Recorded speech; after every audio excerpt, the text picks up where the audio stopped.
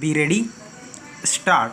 On behalf of the petitioners, it was submitted that Article 1F3 of Schedule 2 of the Bombay Court Fees Act is applicable to the petitions filed under Section 34 of the 1996 Act and not Article 3 of Schedule 1 of the Bombay Court Fees Act.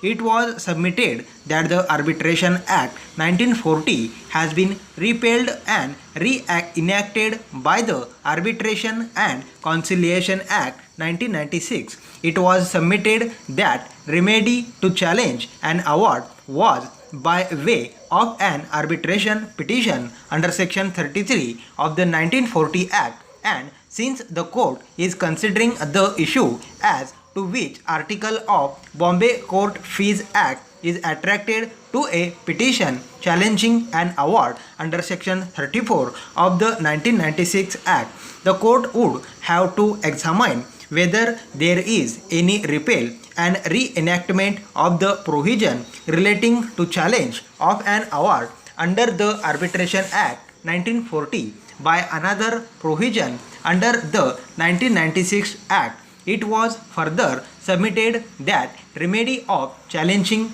an award which was available under the provisions of the 1940 Act is now available under Section 34 of the 1996 Act. It was submitted that Article 18A of Schedule 2 provided for payment of fixed court fees on an application under Section 20 of the 1940 Act. It was submitted that though the 1940 Act has been repealed and reenacted by the 1996 Act, subject legislated upon, that is, arbitration, has remained the same. It was submitted that remedy of challenging an award available under Section 33 of the 1940 Act is continued under Section 34 of the 1996 Act.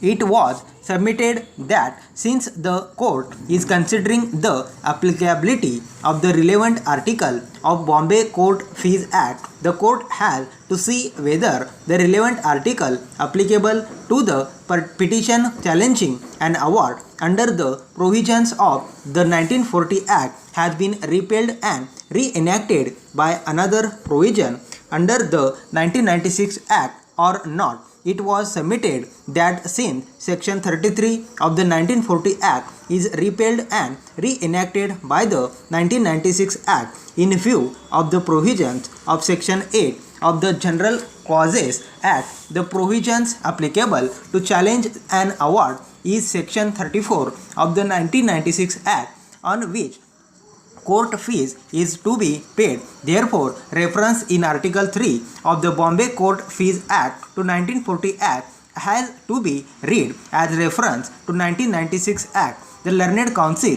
relied on the judgment of the Supreme Court in the case State versus A. Pratibhan 2006-11, Supreme Court cases 473, as also the judgment of the Supreme Court in the case New Central Jute Mills Co. Limited versus the Assistant Collector of Central Excise, Allahabad, and other 1972 Supreme Court cases 820. Para. He further submitted that Section 8 of the General Clauses Act does not require that later act repealing and reenacting an earlier act should be a repealing and in amendment act, but only requires that a central act should be repeal and reenact a former enactment either with modification or without modification. He submitted that where a provision of an act omitted by an act and the said act is simultaneously reenacts a new provision which specially covers the field occupied by the repealed provision with certain modification, in that event such reenactment is regarded as having force continuously, and the modification or changes are considered as amendment coming into force with effect from the date of enforcement of reenacted provision. He relied on the judgment of the Supreme Court in the case Commissioner of Income Tax Bangalore versus Venkateshwara Hat Cherries Limited, AIR 1999, Supreme Court 1225. Stop.